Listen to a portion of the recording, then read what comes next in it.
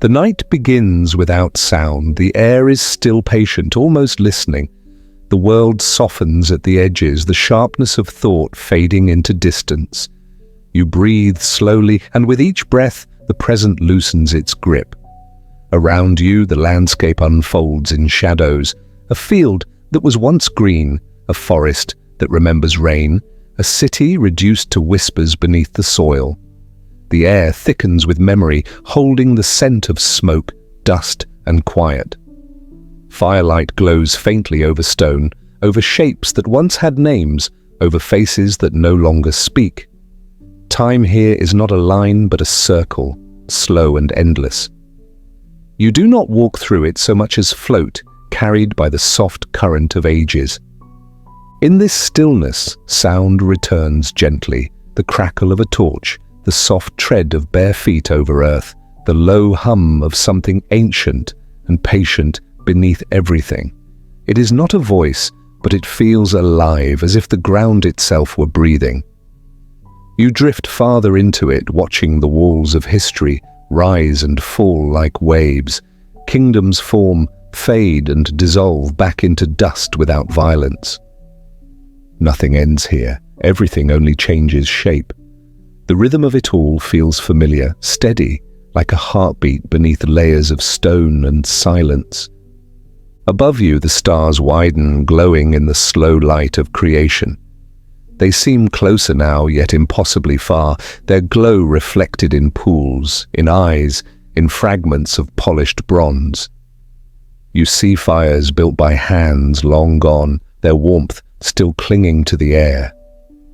The flicker of that light seems to carry its own memory, touching every age without belonging to any. The world beneath it is quiet, but alive. A vast breathing organism of earth and water and time. You begin to sense how small your own moment is, how gentle your place within the long unfolding of it all. The journey ahead is not hurried. It moves as breath moves, calm, certain, patient. There is no destination, only deepening.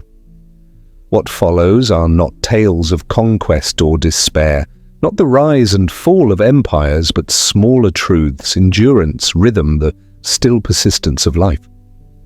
Across centuries, people built and broke, loved and left, but the pulse beneath it all never changed.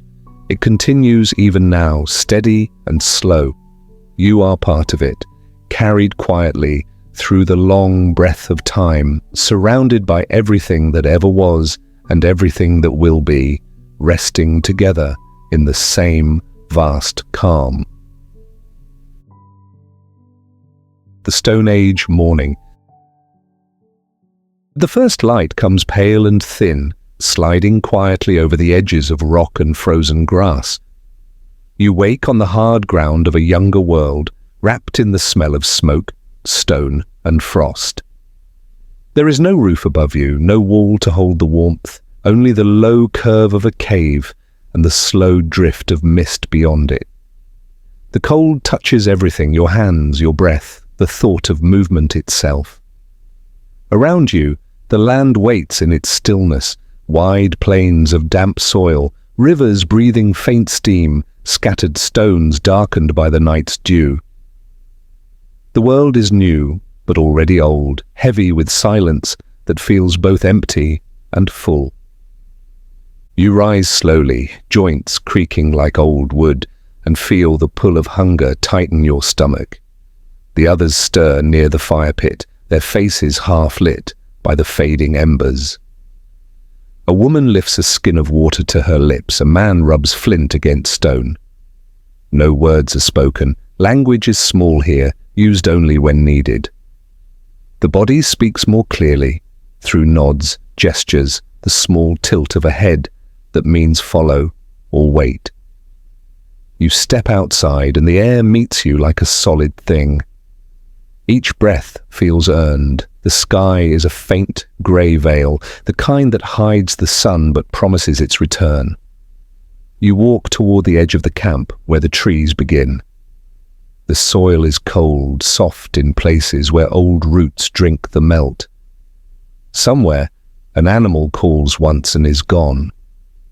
The morning's work begins without command. The hunters move quietly into the hills, carrying spears made of sharpened stone, lashed to wood with sinew. Their steps are measured, their eyes quick. You stay behind, learning by watching. Two women kneel near the stream, washing hides in silence. They move rhythmically, the water darkening with every rinse. You kneel beside them and try to help, but your hands are clumsy, your movements unsure. One of them glances at you, neither unkind nor patient, and you understand that in this place every mistake costs time, every wasted motion costs warmth. Later you gather wood, searching for branches that snap clean. The forest smells of wet moss and old rain. The bark leaves faint lines on your palms. Each twig feels precious, each piece of kindling a small victory. When you return, the fire has been rekindled, its light soft and steady, rising in the dimness like a quiet heart. Smoke curls upward, disappearing into the mouth of the cave. You sit near it and let your fingers thaw. The others eat small pieces of roasted root, passing them one by one. The taste is bitter but grounding, and the heat spreads slowly through your chest. As the day unfolds, the sun reaches its full height, but its warmth is weak. You follow a man into the open field, where stones are scattered like teeth across the frozen soil. He crouches and shows you how to strike one rock against another, turning the edge until it catches the light like water. You try to copy him. The first blow sends a shard flying into the dirt. The next splits unevenly. He doesn't laugh or scold, just nods and moves on. The rhythm of work continues. Every motion here is repetition, refinement, survival. By dusk, the sky has deepened into violet. The hunters return carrying little, a hare, a handful of berries, the promise of more tomorrow. You help strip bark for the fire, your fingers numb and slow. Sparks rise like brief stars before fading into the wind. The smoke smells of earth and resin, of days already lived. When darkness settles, the cave becomes a chamber of breath and whispering light. The air hums faintly as the wind finds every crack in the stone. Shadows move across the walls, shifting with the flame. You sit close to the others, shoulder to shoulder, wrapped in furs that smell of animals and rain. The warmth is shared, quiet and necessary. Outside, snow begins to fall, soft, soundless flakes that melt the moment they touch the ground. The fire shrinks to a low red glow, the last small sun of the night. The people lie down slowly, one by one, folding into stillness. Their breathing fills the space like a tide, steady and unbroken. You watch the embers fade until your eyes grow heavy. The stone beneath you is hard, but familiar now. The scent of smoke clings to your skin. In this world, comfort is not softness, it is endurance. When sleep comes, it comes like surrender.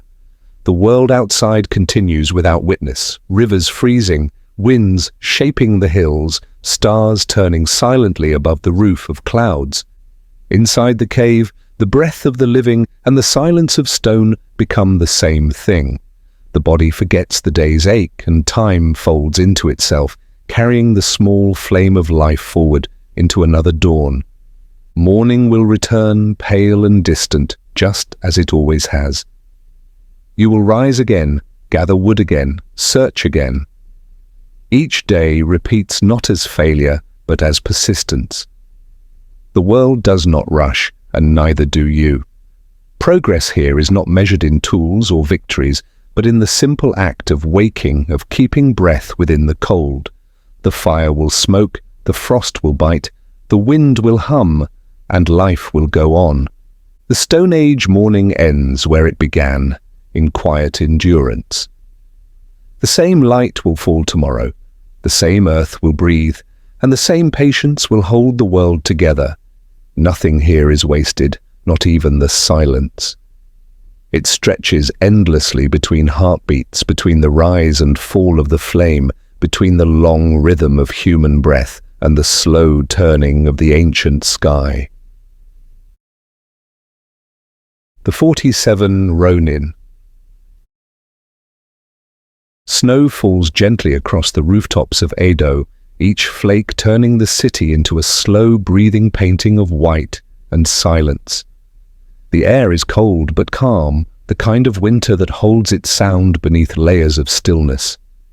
Lanterns flicker behind paper walls, their light soft and golden, swaying with the rhythm of the wind. Somewhere beyond those walls, within the quiet heart of the Shogun city, the story of loyalty begins, not as thunder or war, but as patience. The year is near its end, and the streets are lined with shadows. Beneath that silence, a promise waits.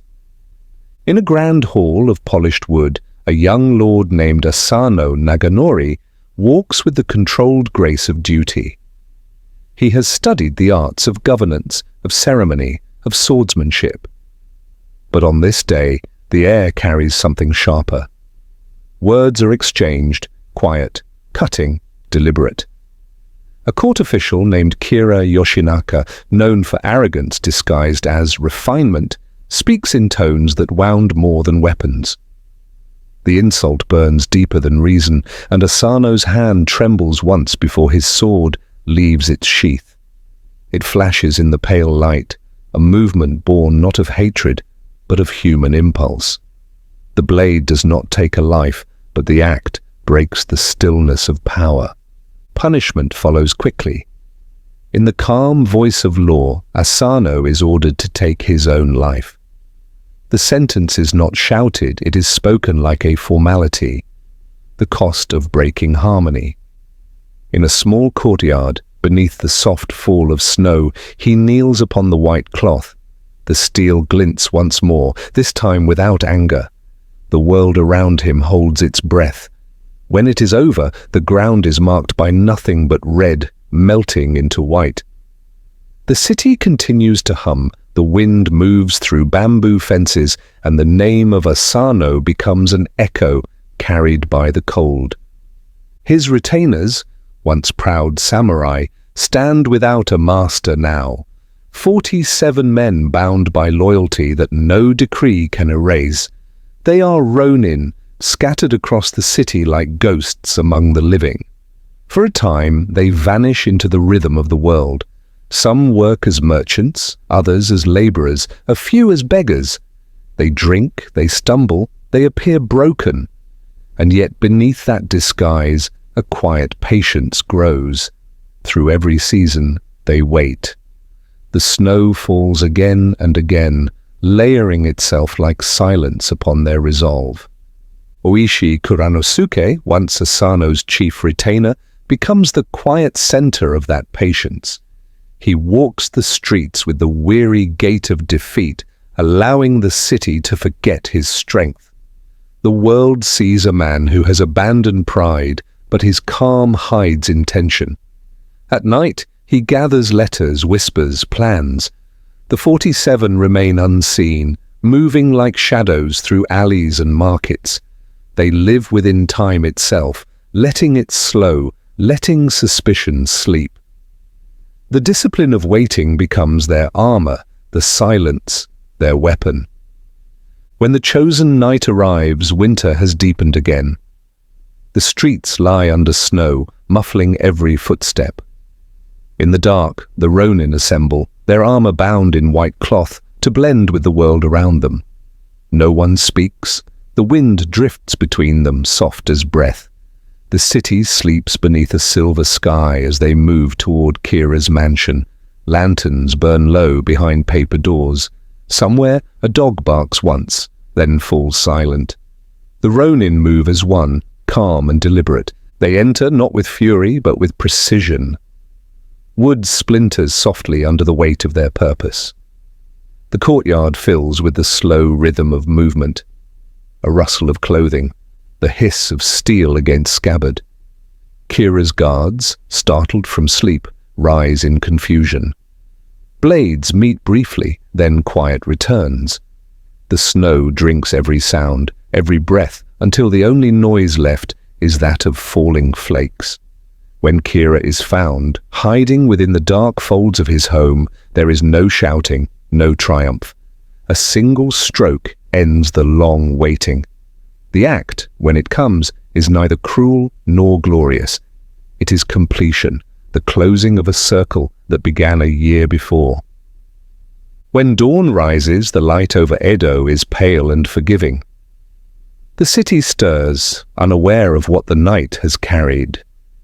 In the courtyard of Sengakuji Temple, 47 men kneel before the grave of their lord. Between them rests the head of Kira, placed upon a tray of white cloth. There is no ceremony, no celebration, only stillness. Oishi bows deeply, his breath misting in the cold air.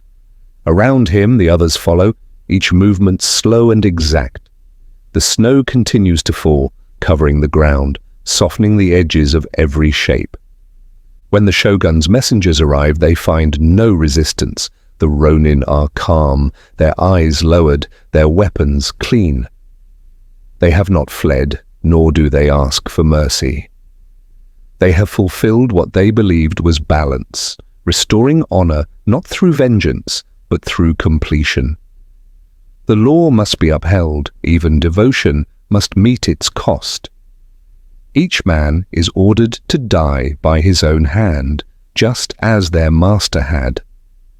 They accept this with the same quiet grace with which they waited. In the final hour, the temple courtyard glows faintly under lantern light. One by one the men kneel and bow, their faces serene. The snow has stopped, the silence is total. When the last breath fades, the wind moves again, carrying with it the faint sound of rustling silk and distant bells. The world, for a moment, feels perfectly balanced. The story of the 47 Ronin does not end with tragedy. It becomes a whisper passed through time, a tale not of blood, but of patience. It speaks of duty without noise, of loyalty that moves like water, shaping itself to the vessel of destiny. In Edo, people light incense and bow in quiet respect. The graves at Sengakuji remain simple, surrounded by trees that sigh in the winter air. Snow gathers gently over the stones year after year, as if the sky itself remembers. In the calm of this memory, there is no anger, no glory. Only the endless rhythm of stillness. The discipline of waiting, the peace of completion, the understanding that devotion need not speak to be eternal. The story continues to rest in Japan's long breath of time, like snow that never melts, soft and enduring upon the heart of the earth. The whisper of sacred beasts. The world turns slowly through its ancient breath, and in that slow turning, the earth begins to speak. Long before words were carved into stone or inked upon parchment, meaning lived within the shapes of living things.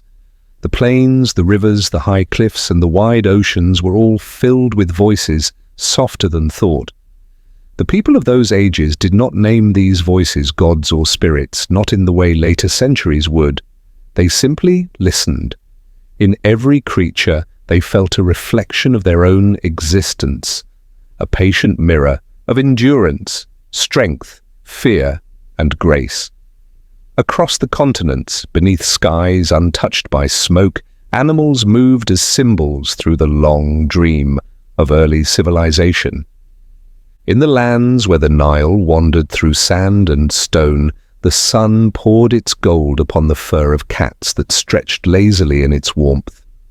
To the people of Egypt, these creatures were not small or simple. They were vessels of serenity, protectors of home and hearth. The curve of their bodies, the precision of their movements, the calm certainty in their gaze, all became lessons in balance. In the temples of Bastet, the goddess with the face of a cat, incense curled upward like threads of devotion, and the sound of purring was believed to be the earth itself whispering peace. The Egyptians watched and learned that to move with grace was to live in harmony, and to guard without noise was to love without possession. The cats slept beneath statues and beside baskets of grain, weaving their quiet presence into the rhythm of human life. Far across the sea, on the island of Crete, another shape of reverence took form. There, among labyrinthine palaces and fields of tall grass, the bull was the heart of strength. Its broad shoulders and curved horns caught the morning light, and its breath rose like mist from the earth. To leap over its back, to face it without fear, was to honor both beast and body. The Minoan people built frescoes and painted their walls with the color of clay and sea, showing men and women in mid-flight, poised above the bull's arching spine. Each leap was a prayer of balance, a bridge between power and grace. The bull was not merely hunted or worshipped, it was understood as something sacred and fierce, yet calm in its knowing. It embodied the rhythm of existence itself, movement without destruction, force contained within form. In the deep forests and jungles of Mesoamerica, where the air shimmered with heat and the sound of insects wove a constant song, another creature ruled the dreams of men, the jaguar. It moved through darkness as if born of it, its spotted coat a map of stars reflected in fur. The people of the Maya, the Olmec, and later the Aztec saw in the jaguar not terror, but transformation. It was the god of night, of power unseen, of journeys into the unknown. Shamans wore its skin and painted its marks upon their faces, believing that through the jaguar they could walk between worlds. To hunt like it was to understand silence, to dream of it was to step into eternity. When the rains came and the rivers swelled, they said the jaguar swam beneath the surface, guiding the waters home. It was not feared, it was followed. The pulse of its heart became the pulse of the jungle itself. In the lands of India, beneath skies filled with monsoon clouds and light that shimmered upon rivers like molten silver, elephants moved with the patience of mountains. Each step they took was a meditation. Each sound they made a kind of deep wisdom that the wind carried gently across the plains. The people looked upon them and saw endurance made flesh. They saw memory, family, and the calm order of nature's rhythm. These giants bathed in sacred waters, their skin gleaming under the morning sun, and the air around them seemed to hum with peace. To walk beside an elephant was to walk beside time itself. Slow, deliberate, eternal. In every movement they carried the dignity of the earth. The people carved their forms into stone and whispered their reverence through stories told in twilight. Strength here was not thunder, it was patience. In other corners of the world, the serpent wound its way through both fear and fascination. Its movement, so fluid and quiet, was seen as a thread between life and death, beginning and ending, the surface and what lies beneath. In India, it was Naga, the guardian of water and wisdom. In Mesoamerica, it became Quetzalcoatl, the feathered serpent who bridged heaven and earth. In Greece, the Ouroboros formed a circle with its own body, a symbol of eternity and return. And in Egypt, the coiled snake guarded the horizon where the sun was reborn each day. To the ancients, the serpent was not evil or pure, it was both. It was the breath between creation and decay, the living embodiment of balance. Its skin, shed and renewed, taught the silent truth that all endings are beginnings. By the banks of the Nile, where crocodiles slipped through the shallows like living shadows, the god Sobek ruled the waters. His eyes glimmered above the surface, cold yet watchful. To the people, he was power, raw, untamed, necessary. The river gave life and took it back, and Sobek was that duality made flesh. The fisherman left offerings of oil and bread. The soldiers prayed for his strength before battle. Yet even in his fierceness there was order, the understanding that creation cannot exist without destruction, that the same hand which feeds must also guard.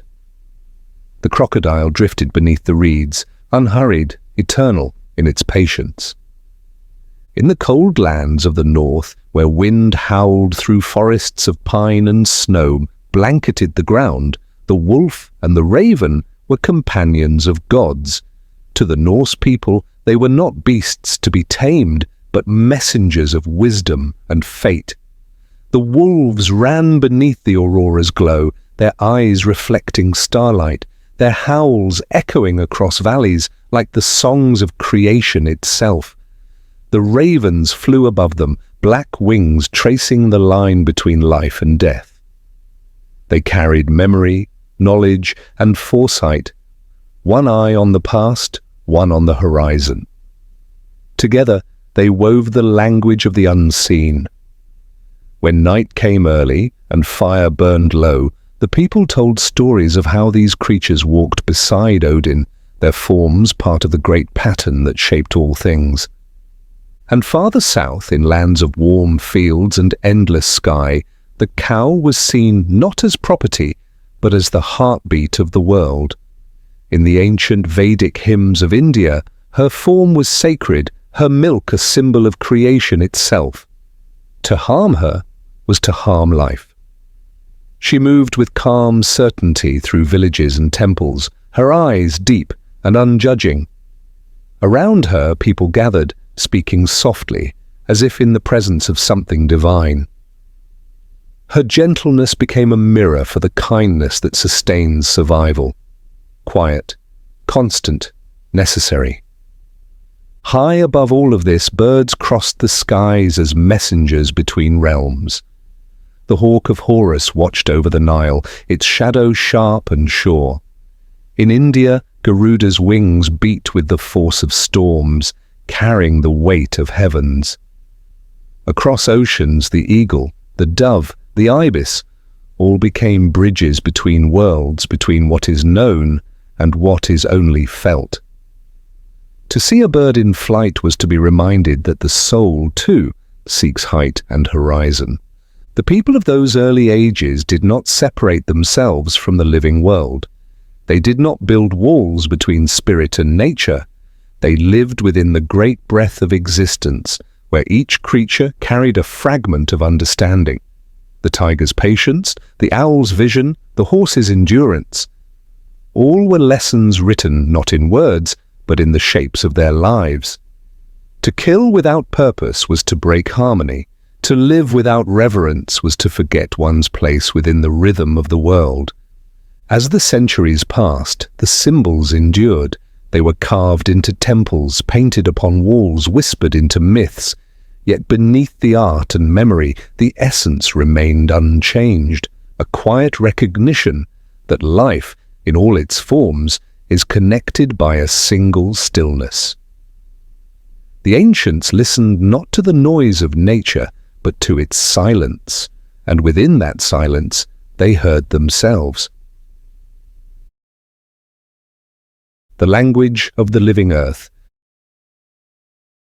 Time flows forward like a slow river, and with its passing, the bond between humankind and the earth deepens into quiet understanding.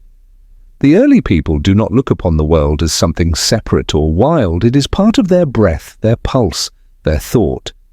Every movement of wind, every shadow that crosses water, carries meaning. The earth does not speak in words, yet its language is everywhere, in the turn of the seasons, in the rhythm of rain upon stone, in the soft unfolding of leaves at dawn. The ancients listen, not with their ears, but with patience. To them, the living world is not a place to conquer. It is a teacher, slow and infinite, whispering truths in the spaces between sounds. The snake moves quietly through the dust, its body drawing circles upon the ground. To watch it is to see time itself made visible, the endless cycle of death and rebirth, of skin shed and form renewed. Its motion is fluid, unbroken, a soft emblem of balance. Where it passes, the air seems to pause. The people see this and understand. Life continues not in lines but in circles, each ending folding gently into the next beginning. To harm the snake would be to break the pattern, to disturb what should remain whole. So they let it move, unbothered, a living reminder that the earth needs no ruler, only respect. Nearby, the cow grazes beneath the sun, her slow breath rising like a hymn. She gives more than she takes, milk for the children, warmth for the fields, patience for the long days. In her eyes, the people find calm. She does not rush, she does not demand. She moves with the rhythm of grass and sky, feeding and forgiving, carrying warmth through endless seasons. Her body is the rhythm of survival, made gentle. When she walks through the village, no one raises their voice. They step aside and watch her pass, as if witnessing a quiet form of prayer. Her gift is not her strength, but her stillness. The unspoken lesson that endurance and kindness are not separate things but the same. Above, the hawk drifts across the dunes, tracing wide arcs over sand that gleams like fire beneath the sun. Its eyes are fixed upon distance, yet its wings move with perfect calm. It does not hurry, it trusts the air to carry it where it must go. To the people below, it is the spirit of vision, the watcher who sees what they cannot. The hawk teaches perspective, the art of rising above, of seeing the pattern instead of the chaos. Its cry, sharp and brief, breaks the silence not as noise but as reminder that freedom is not escape but alignment with the wind. When the hawk disappears into the bright distance, the land feels emptier and yet somehow more whole. The serpent, the cow, the hawk, each holds its own place in the great conversation of the world. Together they form a language of harmony, written not in ink, but in breath and motion. The ancients understand this intuitively. They do not seek to master it, they seek to belong to it. When they build their homes, they curve the walls to follow the arc of the horizon. When they raise their temples, they listen to the wind, shaping stone to echo its sound.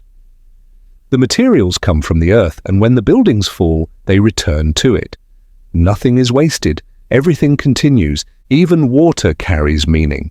The rivers are seen not as boundaries, but as veins, flowing lines of life that bind all things together. People walk beside them softly, collecting what they need, never taking more than what the day will allow. The reflection of the sky upon their surface reminds them that heaven is not elsewhere. It rests within reach, mirrored in the movement of the world. To drink from the river is to share in the same rhythm that feeds the trees, the fish, and the clouds. In this way, the act of living becomes a form of listening. The wind is a messenger. It moves unseen, touching mountain and valley alike, carrying the sense of rain, salt, and soil. It reminds the people that life is connection, that even what cannot be held still passes through everything.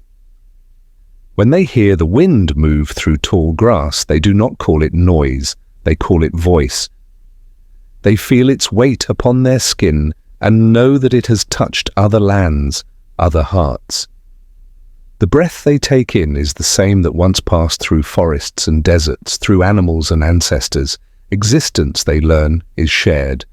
To them, even death is not an ending.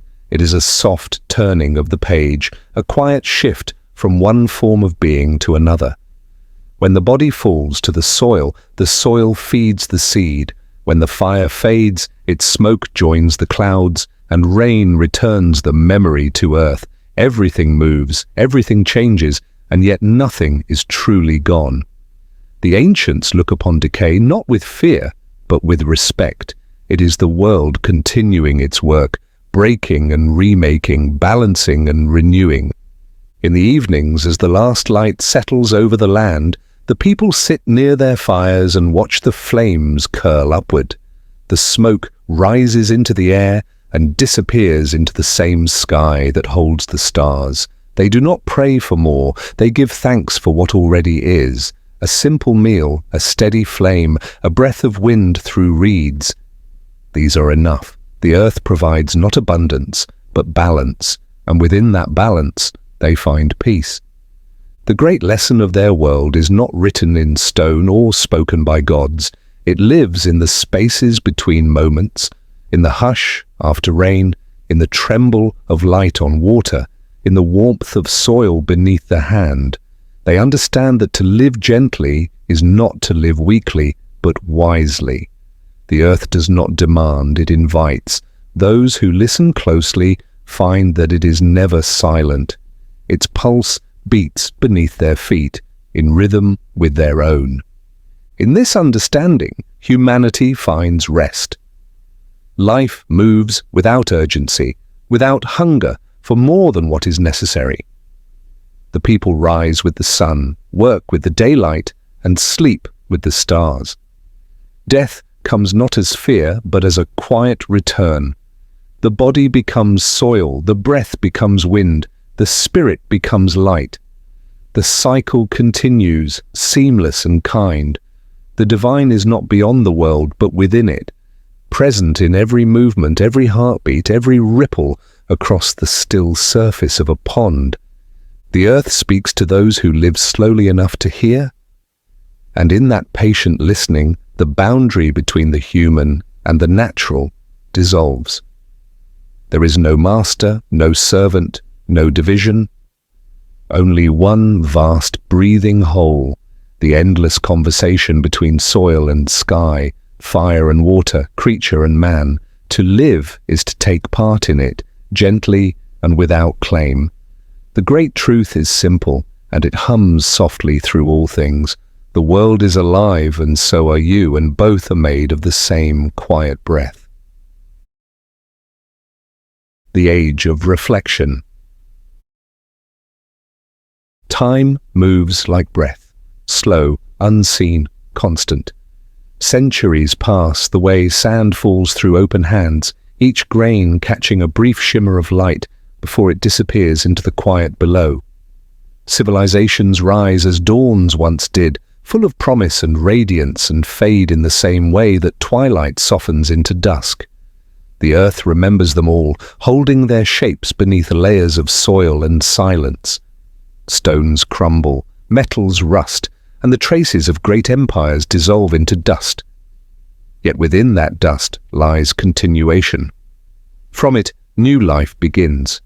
Grass that grows through the cracks of forgotten roads, roots that curl through temples long surrendered to moss. Nothing truly ends, it only changes form, returning to the rhythm that has guided the world since the first flame of existence. In this unending cycle, the story of humanity unfolds again and again. Each generation believes itself to be the first to see the truth, the first to dream of more, and yet each inherits the quiet work of those before. The hands that carve, the minds that build, the hearts that wonder, all are echoes repeating in new tones across the ages. The fires of creation burn within every age, the sparks of invention, the heat of art, the steady glow of thought. Yet every fire leaves the same silence when it cools, the same soft layer of ash that settles over what once seemed eternal. From that stillness, new warmth always rises. Cities grow where forests once stood. Towers reach upward, their glass faces reflecting clouds instead of stars. Roads twist across the land like veins of intention, binding one life to another. But beneath the hum of progress, the earth continues its slower music. Rivers keep their patient paths, winds trace the same lines over mountain and sea. The human voice grows louder with invention, but the song of the world does not compete. It simply endures.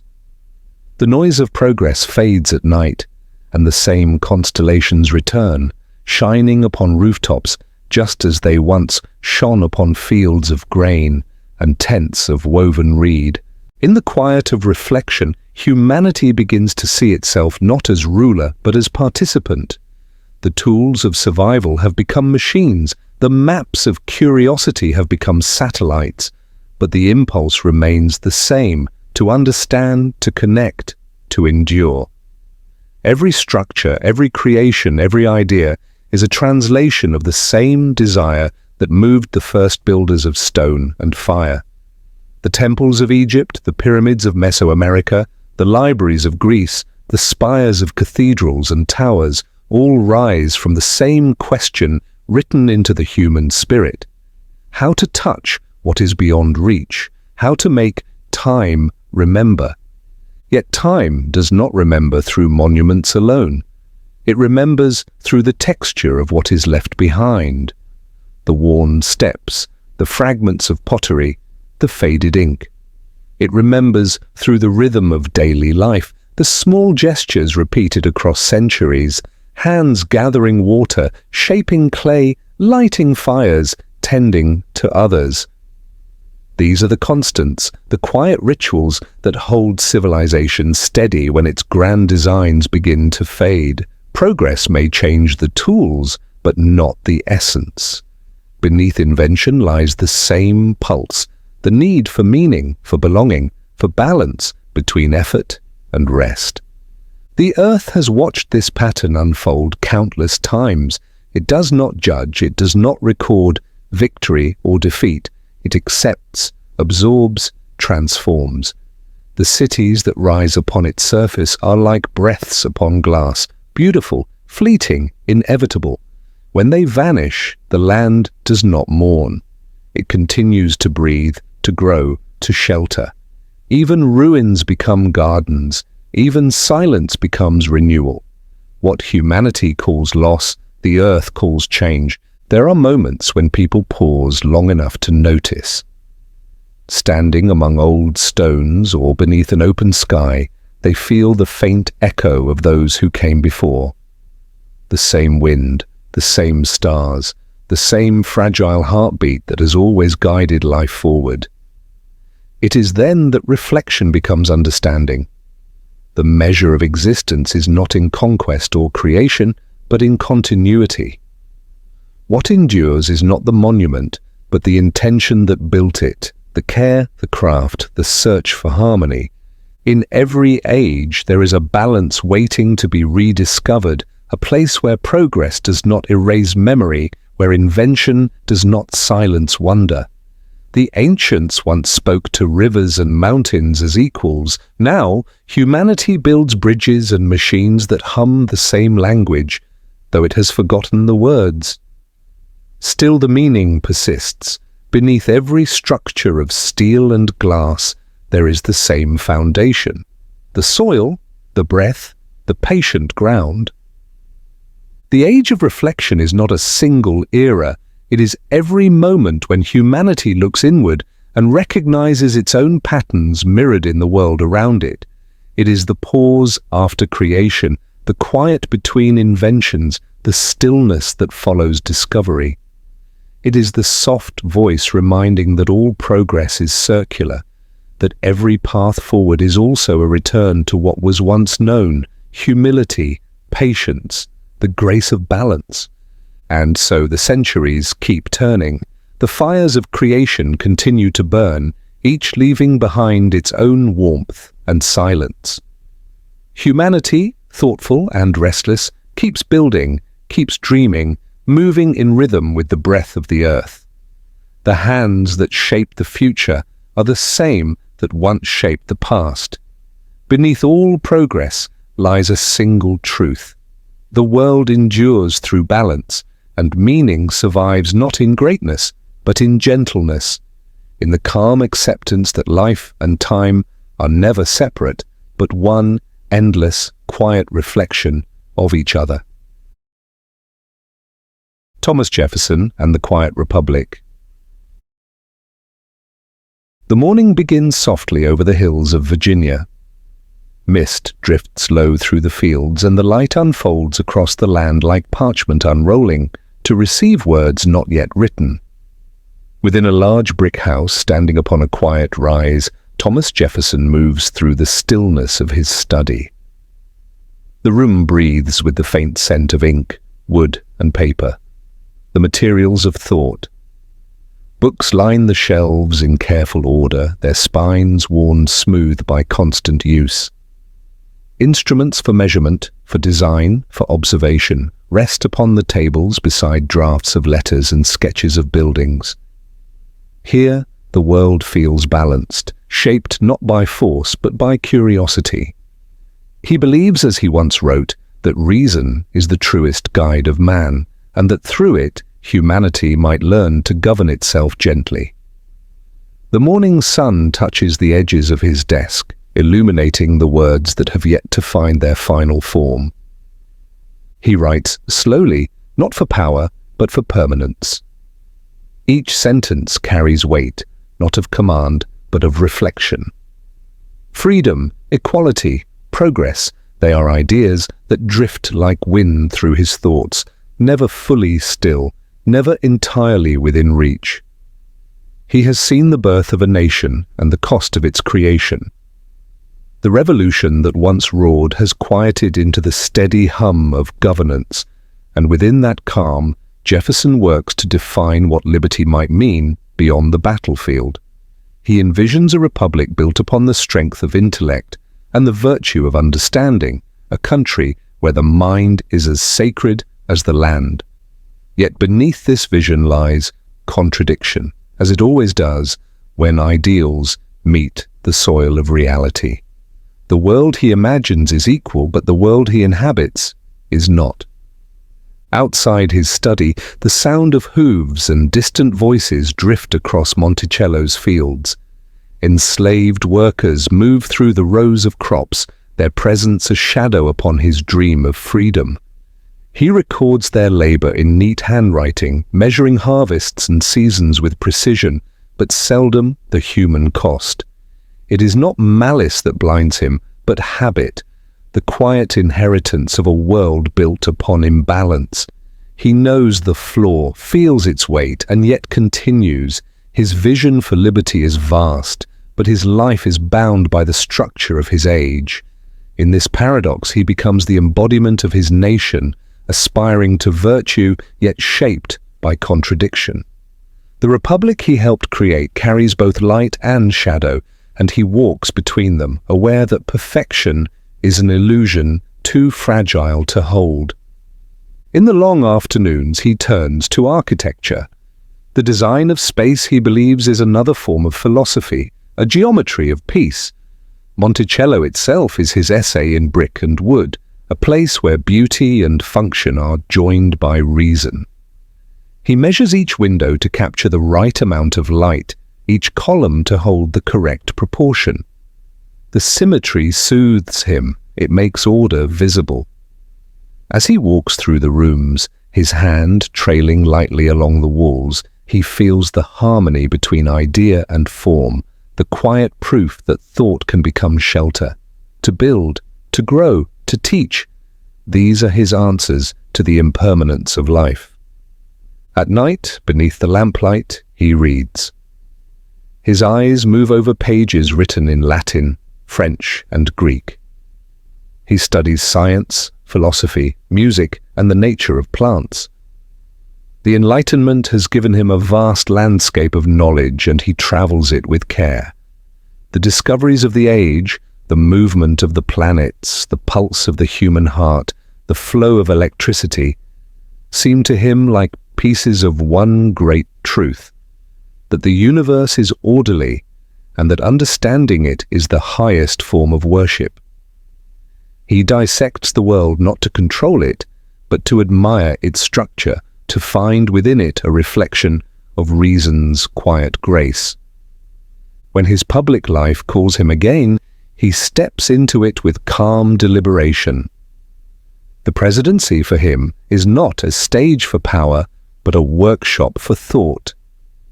He reduces ceremony, simplifies state, and governs with the same restraint that guides his architecture. Yet even here, contradiction follows.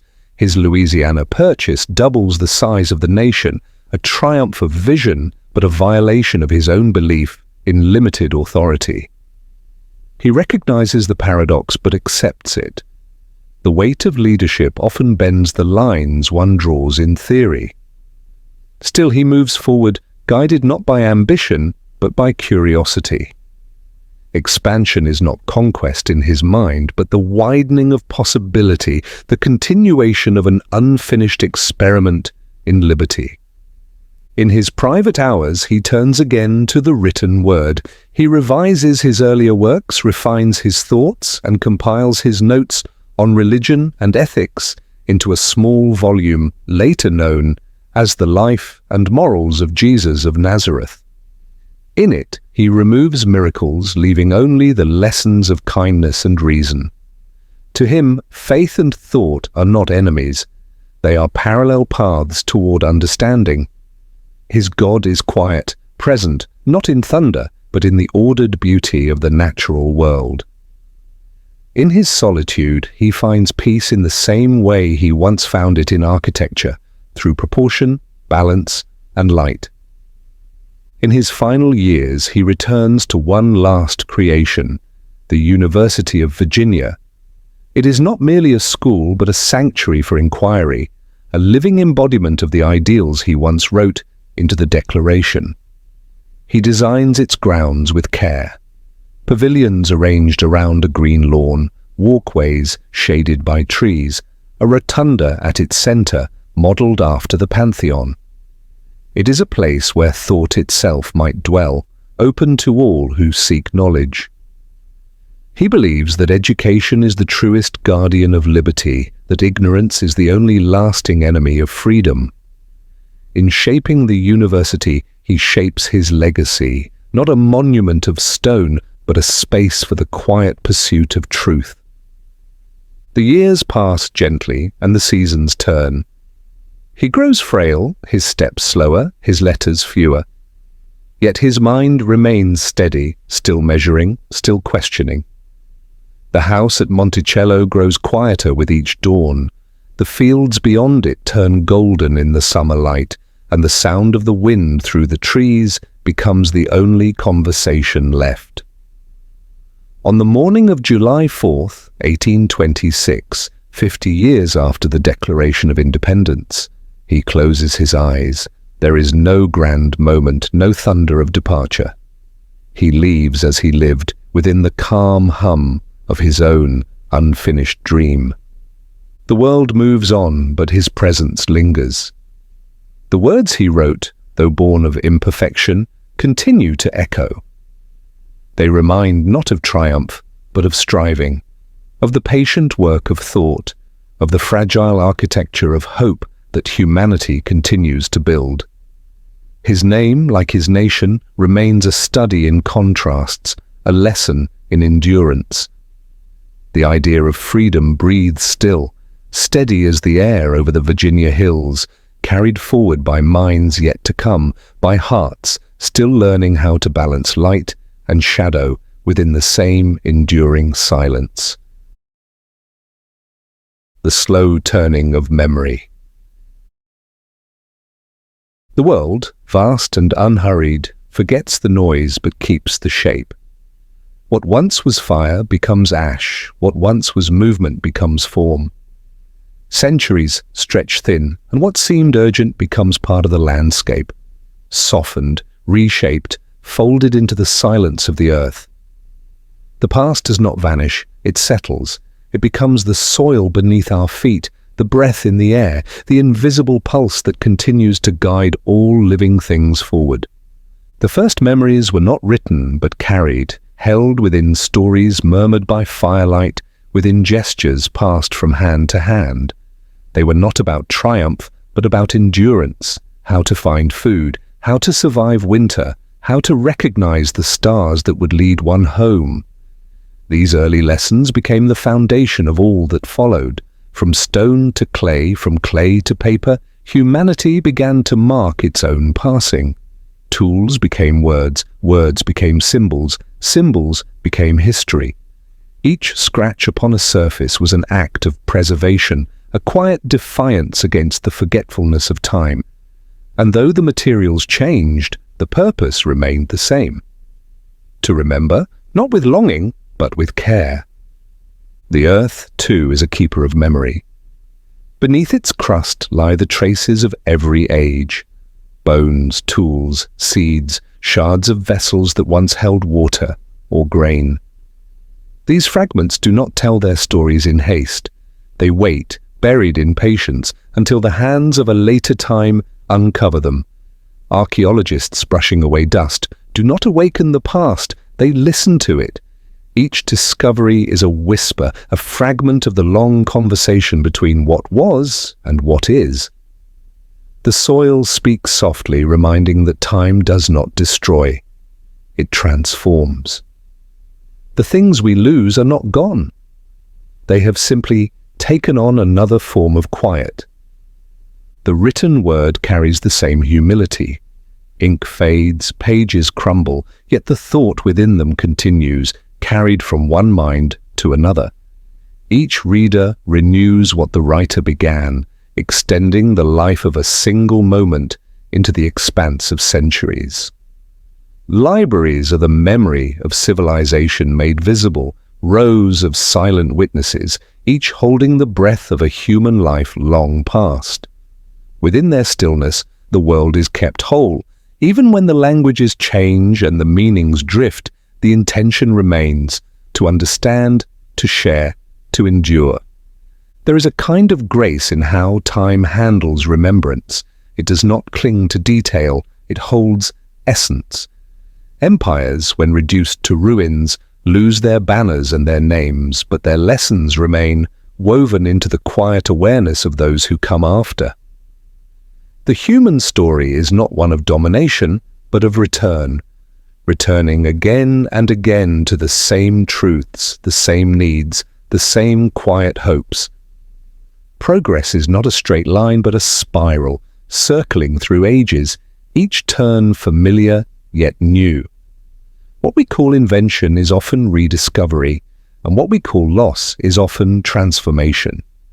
When the artists and thinkers of one age fade, their light does not vanish, it diffuses.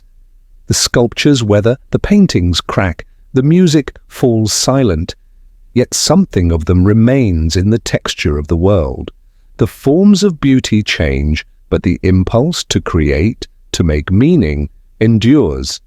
Each generation leaves behind its interpretation of the same old longing, to capture what passes, to give shape to what cannot be held. From the carved stones of early temples to the digital glow of modern screens, humanity continues to build reflections of itself. Each creation is both a memory and a mirror, holding what came before while pointing toward what will follow.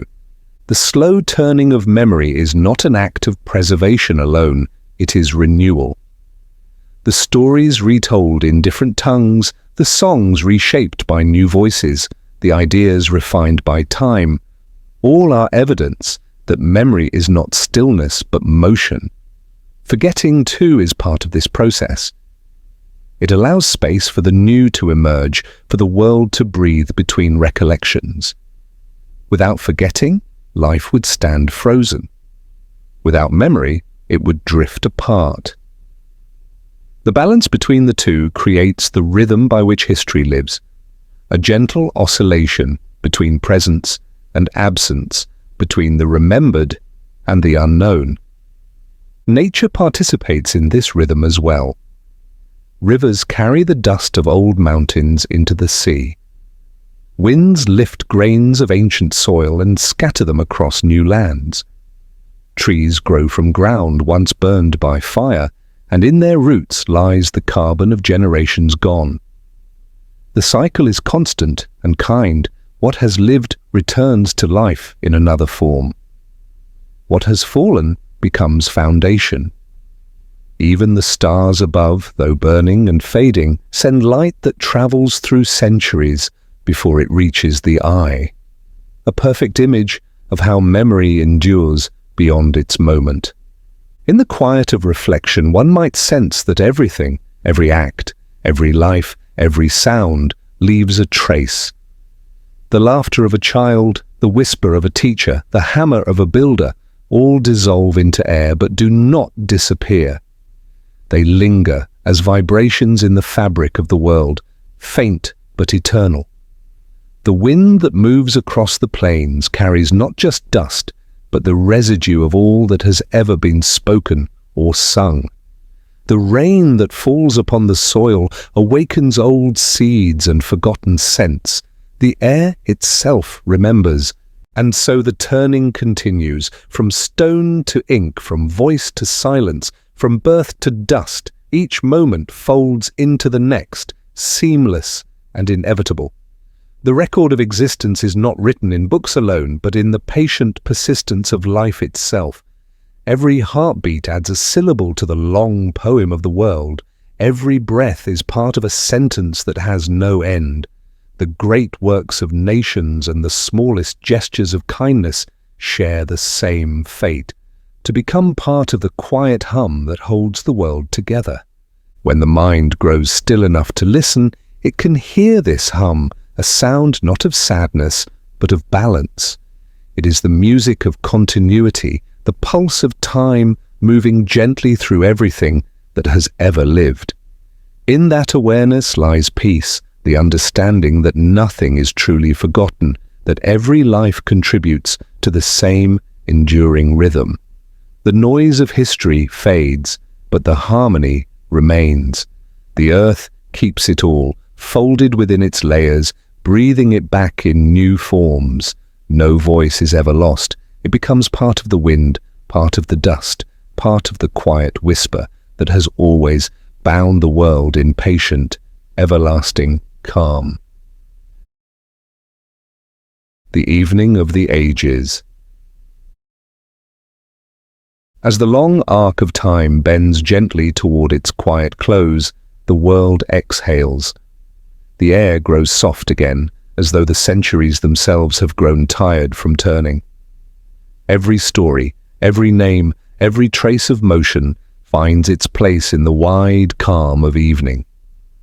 The hunter's fire that once burned bright beneath the open sky now cools to ash, its warmth absorbed by the soil. The ronin's steady footsteps, once sharp upon the frozen ground, have vanished beneath layers of snow that melt, flow, and return to the rivers of spring. The temples built from patient stone lean slowly back into the earth that gave them shape. The writings of the thinkers and dreamers, the pages once filled with the pulse of discovery, rest beneath glass, their ink fading to the faint hue of dusk. Time gathers all of this, not as loss, but as continuity, folding it into the stillness of the present moment where everything, at last, becomes whole again.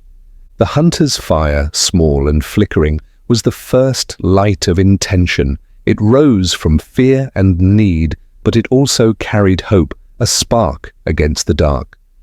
Around it, people learned to speak, to share warmth, to imagine. That same flame burned in every forge and every hearth that followed, changing shape but never essence. Its glow became the candle of scholars, the lamp of inventors, the pulse of electricity within glass. Each flame passed to another, and though the forms evolved, the light remained. Even as the fire cools now, fading into the dusk of memory, its heat is not lost.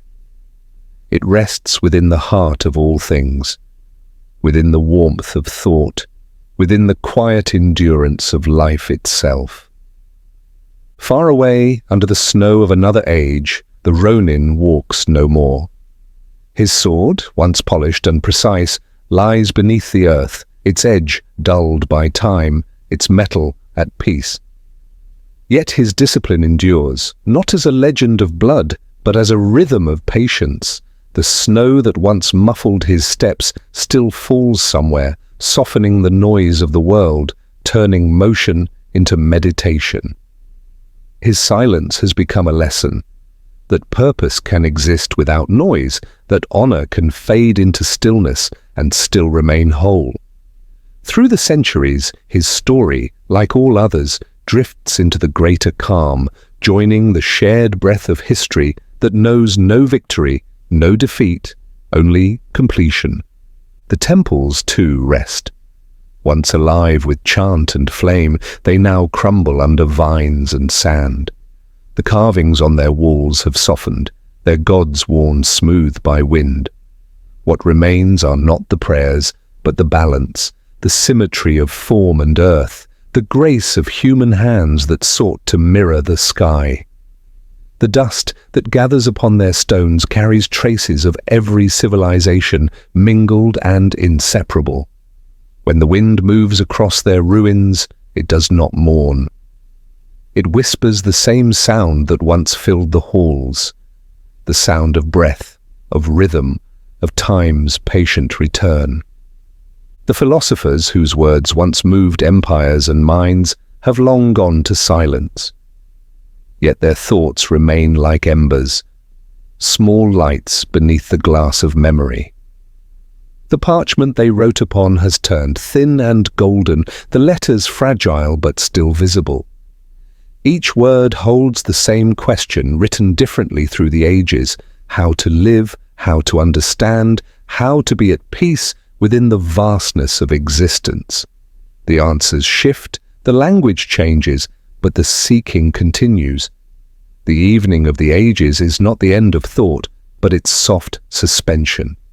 A pause between knowing and forgetting, where wisdom rests like dust in sunlight. As the light fades, the earth itself becomes the only constant. Beneath its surface lie all the layers of what has been, fossils of creatures that no longer breathe, tools that once shaped stone, fragments of cities long gone. The soil is not grave, but memory, each grain containing the echo of movement and sound. Above, the air holds the same stillness it did when the first breath of life rose from the sea. Nothing is gone. Everything has simply changed form. The earth keeps turning, patient and unhurried, its silence never empty, but full of what it carries. In this slow turning, time no longer feels like a line, but like a tide. The centuries drift together, their edges blending. The past folds into the present dissolves into what will come. The rhythm is endless and soft, like waves meeting shore. There is no clash between eras, no separation between old and new. The stone and the circuit, the scroll and the screen, all belong to the same long gesture of creation. Every age breathes into the next, and the world continues its slow conversation with itself, unbroken, unending, serene. Evening settles deeper now. The light that once illuminated temples, fires, and palaces gives way to a different kind of brightness, the calm radiance of rest. It is the light that lingers in memory, not dazzling but steady, the glow that follows understanding. The noise of progress quiets, the rush of invention pauses. Humanity exhales, not in surrender, but in harmony. For every act of creation must one day find its stillness, and in that stillness a deeper continuity is born. The stars emerge one by one above the horizon, as they have done for all time. Their light, ancient and unwavering, crosses the gulf of centuries to touch the same earth, the same seas, the same faces that have always looked up in wonder. They are the watchers of history, their patience greater than any empire, their message simple, that existence endures through calm repetition. Beneath their steady gaze, the world seems to breathe more slowly, matching their rhythm. Every civilization, every dream, every life becomes part of this same celestial stillness. And so the ages meet, folding gently into one another like layers of dusk. The hunter, the ronin, the builder, the philosopher, all return to silence, not lost, but at rest. Their fires have cooled, their steps have faded, their words have softened into air. Yet their essence remains, woven into the earth's quiet fabric. The evening of the ages is not darkness, it is completion. the gentle closing of the world's long, luminous day. Beneath the calm surface of time, everything still breathes. The earth remains, cool, patient, and endlessly awake beneath the stillness. The pattern endures, eternal, yet soft enough to cradle sleep, a rhythm so deep and kind that it carries all things forward into rest. The sleep of civilization. The long passage of time draws inward, folding upon itself like fabric softening in twilight. What once burned with motion and intent now settles into stillness. The fires that shaped the edges of the human world, the hearths of Stone Age hunters, the torches of temples, the lamps of scholars, the gaslights of cities have dimmed into a single, low ember. Its glow no longer commands, it comforts. The warmth of those countless flames has seeped into the ground, into the foundations of homes and the marrow of the earth itself. The light that once flared to guide and to conquer now flickers only to rest, moving through the dark as memory rather than fire. Civilization, vast and weary, exhales.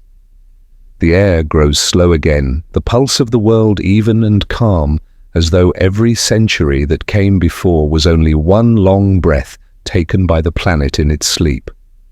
Above this quiet earth, the sky remains constant, broad and unbroken.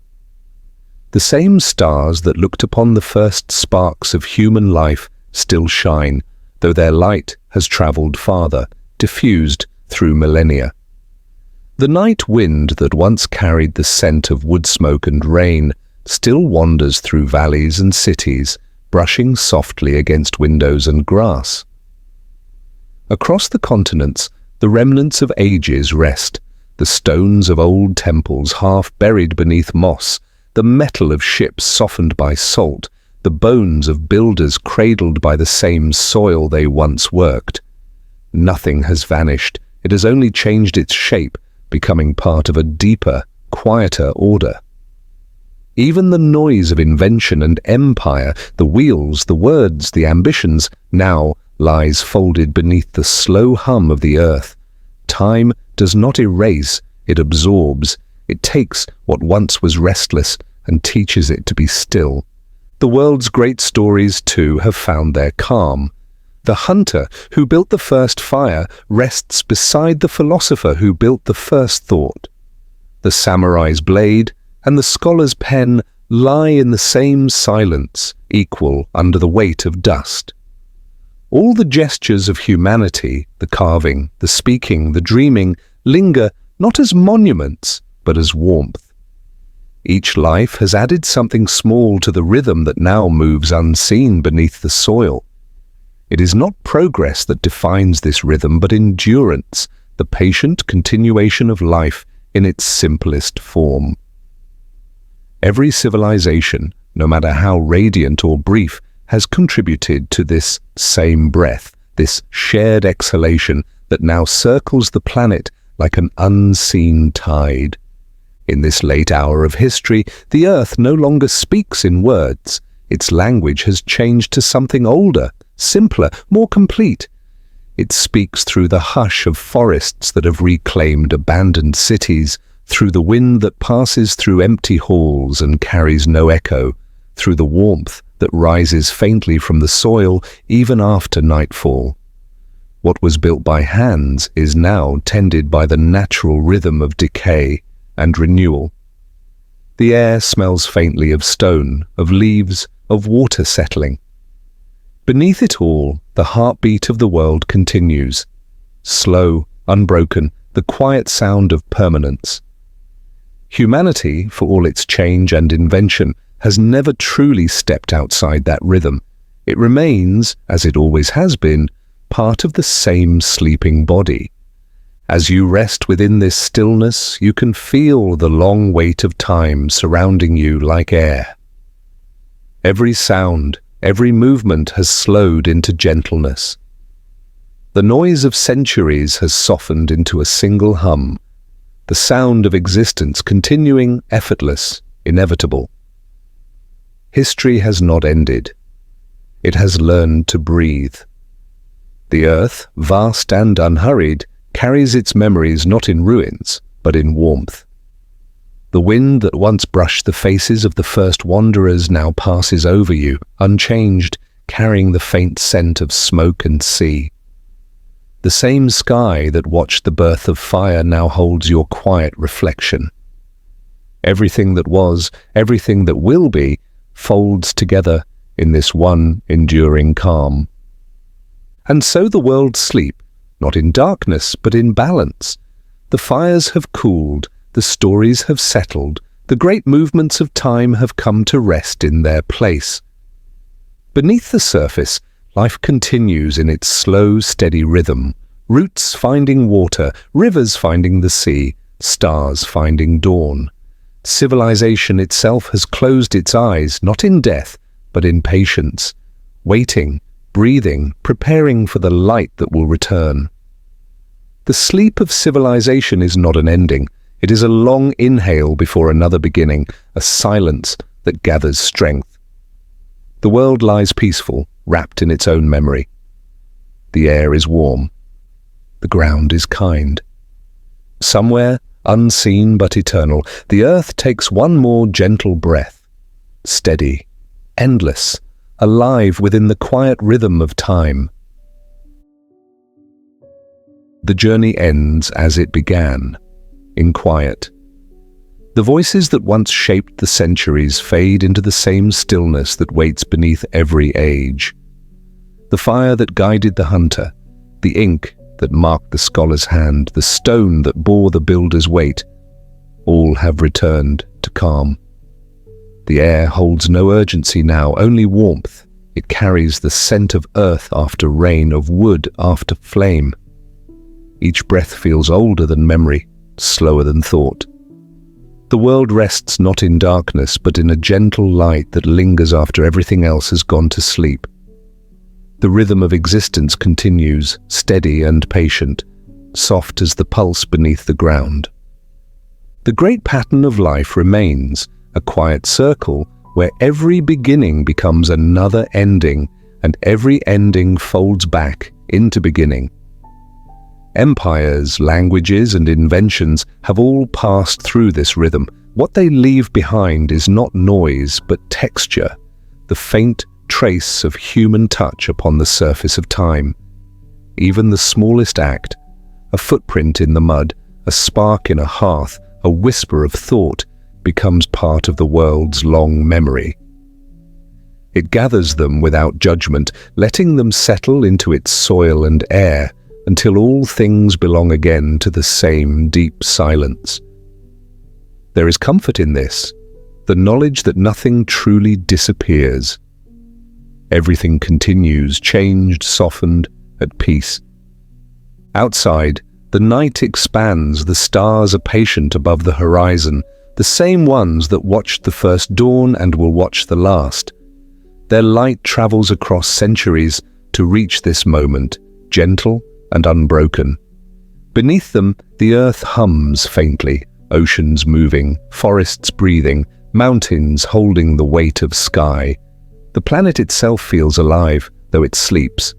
It has learned the balance between motion and rest, between growing and waiting. Civilization too has learned this. After every rush of progress there comes a pause, after every fire, an ember, after every noise, a hush. The stillness is not emptiness, it is preservation, a way for the world to remember itself. As the long breath of history settles, what remains is simplicity. Warmth, air, stone, and time all returning to balance. The world asks for nothing but quiet observation, for patience to see it as it is. The story does not end with grandeur or revelation, it ends with calm recognition. Every age, every life, every heartbeat has been part of the same song, one that drifts gently now, softer than wind, deeper than silence. The world sleeps, and in its sleep it endures. The fires have cooled, the oceans rest, the cities dream. Somewhere within that endless stillness, the pulse of life continues to move, slow, steady, eternal.